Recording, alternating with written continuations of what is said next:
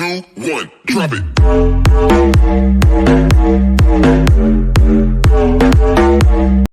नमस्कार किसान भाइयों, आप लोगों का हमारे इस वीडियो में स्वागत है। आज हम बात करेंगे कि धनिया की खेती अक्टूबर महीने में कैसे सफलतापूर्वक करें। तो इसके लिए हम पहले बता दें कि यदि किस किस बात पे हम बात करेंगे, तो इसमें हम बात करेंगे कि धनिया की खेती के लिए कौन सी मिट्टी उपयुक्त होती है, क्या जलवायु होनी चाहिए और कौन सा तापमान होना चाहिए। धनिया की कौन सी ऐसी उन्नत किस्में हैं जो किसान भाइयों के लिए काफ़ी फायदेमंद होगी, और धनिया की खेत के लिए तैयारी और कौन सा उर्वरक देना चाहिए, इसका रोपाई का कौन सा समय अच्छा होता है, धनिया में सिंचाई कैसे की जाती है, कब की जाती है, धनिया की फसल में खरपतवार नियंत्रण कैसे करना है। तो इन सभी बातों पे हम चर्चा करेंगे और हर एक जानकारी देंगे। तो एक बार हम आप लोगों से रिक्वेस्ट करते हैं कि यदि आप हमारे चैनल पे नए हैं या पहली बार आए हैं तो प्लीज़ चैनल को सब्सक्राइब कर लें और बेल आइकन को दबा लें, जिससे कि हमारी दूसरी वीडियो जैसे ही अपलोड हो आपको तुरंत मिल जाए। तो दोस्तों, हम बात करेंगे कि धनिया की खेती के लिए उपयुक्त मिट्टी कौन सी होती है और कौन सी जलवायु और तापमान अच्छा होता है। तो हम बात करते हैं तो धनिया की खेती को उचित जल निकास वाली किसी भी उपजाऊ भूमि में किया जा सकता है। इसकी खेती के लिए बलुई दोमट मिट्टी को उपयुक्त माना जाता है। अधिक पानी वाले स्थान में इसकी खेती के लिए काली मिट्टी की आवश्यकता होती है। इसकी खेती में भूमि का पीएच मान 6.5 से 7.5 के मध्य होना चाहिए। धनिया का पौधा शीतोष्ण जलवायु, यानी जहाँ पे गर्मी और ठंडी दोनों जलवायु हो वहाँ पे होती है, इसलिए इसकी फसल गर्मी और ठंडी दोनों जलवायु में की जाती है। धनिया के पौधे पर बीज आने के दौरान हल्की सर्दी की आवश्यकता होती है। इसमें बीज खुशबूदार और उच्च गुणवत्ता वाले प्राप्त होते हैं, किंतु सर्दियों में गिरने वाला पाला इसकी फसल को अधिक हानि पहुंचाता है। धनिया के पौधे के लिए अधिकतम 20 डिग्री तथा न्यूनतम 35 डिग्री तापमान का होना जरूरी होता है। अब अगर हम बात करें कि धनिया की कौन सी उन्नत किस्में हैं जो कि किसान भाइयों के लिए बहुत अच्छी होती है, तो धनिया देखिए तीन प्रकार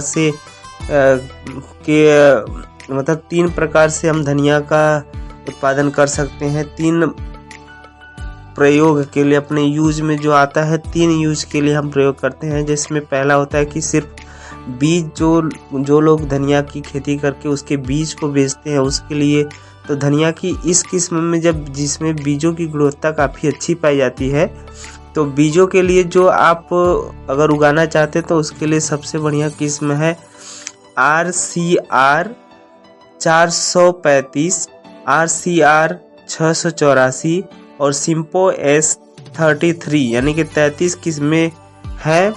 यदि आप पत्तियों के लिए खेती करना चाहते हैं तो इसमें हम बात करते हैं कि उन्नत किस्म की, तो वो है ACR 1, गुजरात धनिया 2 और RCR 728 आदि किस्में इसमें शामिल हैं। यदि हम बात करें कि आप पत्ती और बीज दोनों के लिए मिश्रित किस्में अगर लगाना चाहते हैं तो इसमें है RCR 446, पंत हरितिमा, पूसा चयन 360 और JD1। अगर हम बात करें दोस्तों कि धनिया खेत की तैयारी और उसमें उर्वरक कौन सी मिला जाए, तो सबसे पहले खेत की अच्छी तरह से गहरी जुताई कर दी जाती है। इसके बाद खेत को ऐसे ही खुला छोड़ दें। पहली जुताई के बाद खेत में 8 से 10 गाड़ी पुरानी गोबर की खाद को मिला दें। इसके बाद एक बार फिर से खेत की जुताई कर दें। इससे खेत की मिट्टी में गोबर की खाद अच्छे से मिल जाएगी। खाद को मिट्टी में मिलाने के बाद पानी लगाकर पलेव कर दें। इसके बाद कुछ समय के लिए खेत को ऐसे ही छोड़ दें। इसके बाद आखिरी जुताई के समय खेत में जिंक, सल्फेट, फास्फोरस, नाइट्रोजन और पोटास की मात्रा को दो संबंधे एक, यानी कि 2:2:2:1 के रेशियो में खेत में छिड़क दें। इसके बाद खेत को रोटावेटर लगाकर अच्छे से 2-3 जुताई कर दें। इससे खेत की मिट्टी भुरभुरी हो जाएगी। मिट्टी की भुरभुरा होने के बाद उस पर पाटा लगाकर भूमि को समतल कर दें। इसके अलावा पहली सिंचाई के दौरान खेत में नाइट्रोजन की आधी मात्रा दी जाती है तथा पहली कटाई के बाद खेत में यूरिया का भी छिड़काव किया जाता है। धनिया के बीजों की रोपाई का सही तरीका और कौन सा समय होना चाहिए? तो धनिया के बीजों की रोपाई बीज के रूप में की जाती है। अधिक नमी वाली भूमि में 1 हेक्टेयर के खेत में धनिया के 15 से 20 केजी बीजों की आवश्यकता होती है तथा कम नमी वाले क्षेत्रों में 25 से 30 केजी बीजों की आवश्यकता होती है। बीजों की रोपाई से पहले उन्हें कार्बनडाजिम और थायराइम की उचित मात्रा को मिलाकर बीज को उपचारित जरूर कर ले। इसके अतिरिक्त स्ट्रेप्टोमाइसिन 500 ppm की उचित मात्रा से उपचारित कर सकते हैं, जिससे उसको रोगों से बचाया जा सकता है। धनिया के बीजों की रोपाई खेत में तैयार कतारों में की जाती है। इन कतारों को हल के माध्यम से तैयार किया जाता है। जहाँ पे हल नहीं है वहाँ फावड़े की मदद से तैयार किया जाता है। तैयार की गई पंक्तियों के मध्य 30 सेंटीमीटर की दूरी रखी जाती है तथा बीजों के मध्य 10 सेंटीमीटर की दूरी रखी जाती है। बीजों की रोपाई भूमि में 4 सेंटीमीटर की गहराई में करनी चाहिए। बीजों की रोपाई अक्टूबर से दिसंबर के महीने तक कर देना चाहिए। धनिया के फसल की सिंचाई के बारे में अगर हम बात करें दोस्तों, यदि धनिया के बीजों की रोपाई कम नमी वाली भूमि में की गई हो तो उन्हें रोपाई के तुरंत बाद सिंचाई करने की आवश्यकता होती है।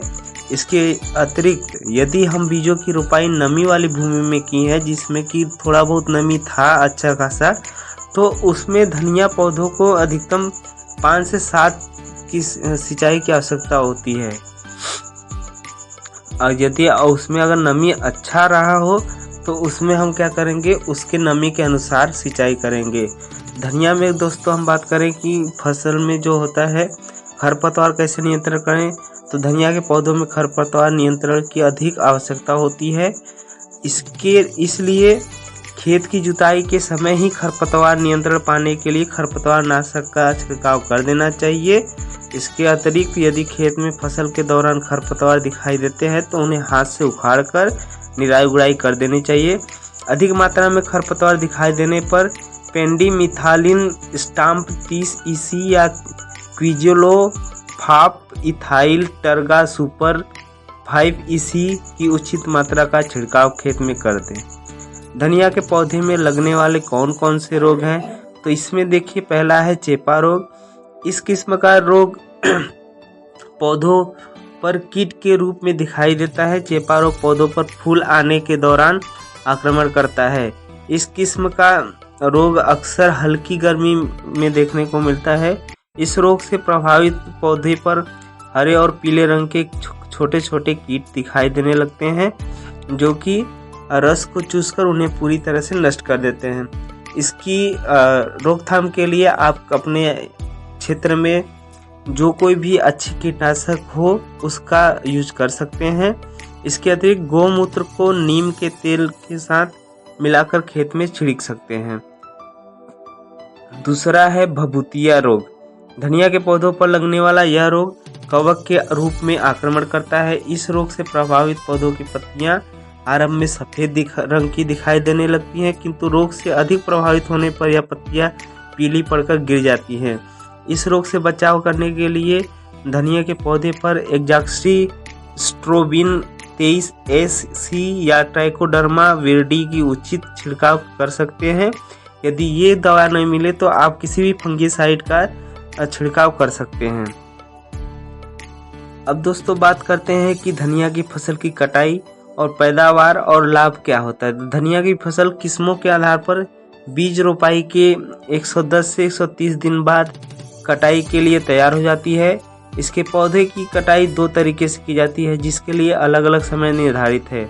यदि आप इसके पौधों की कटाई पत्तियों के लिए करना चाहते हैं तो उसके लिए आपको पत्तियों के बड़ा होते ही काट लेना चाहिए।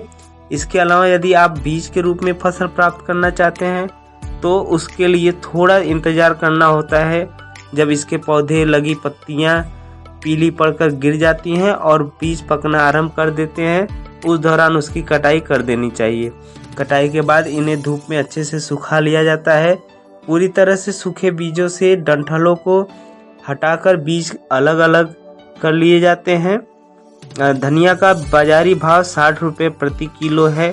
1 हेक्टेयर के खेत में 15 क्विंटल की पैदावार प्राप्त हो जाती है, जिससे किसान भाई इसकी एक बार की फसल से 50 से 60 हज़ार की कमाई आसानी से कर सकते हैं। तो दोस्तों, उम्मीद करते हैं कि आपको ये जानकारी